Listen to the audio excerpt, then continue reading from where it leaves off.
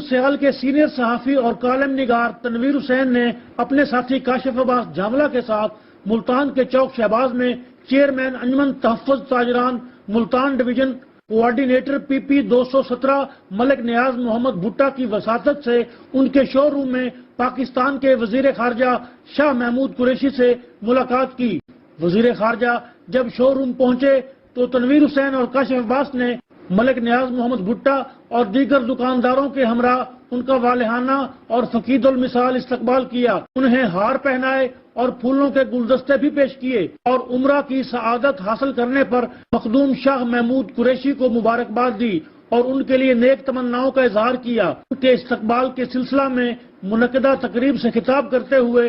ملک نیاز محمد بھٹا نے سیوریج اور سڑکوں کے منصوبہ جات سمیت حلقہ کے 80% مسائل حل کرنے پر وزیر خارجہ کا شکریہ ادا کرتے ہوئے کہا کہ افغانستان سے امریکی فوجیوں کا انخلاء وزیر خارجہ کی سیاسی بصیرت کا منہ بولتا ثبوت ہے۔ مسئلہ فلسطین اور مسئلہ کشمیر کے حل کے لیے ان کی جد و جہد روز روشن کی طرح عیاں ہے۔ مخدوم شاہ محمود قریشی نے کہا کہ ممتاز آباد، ولایت آباد اور گلزیب کالونی کے سیوریج اور واٹر سپلائی کے مسائل حل کرنے کے ساتھ ساتھ اربوں روپے کی خطیر گرانٹ سے اس علاقہ میں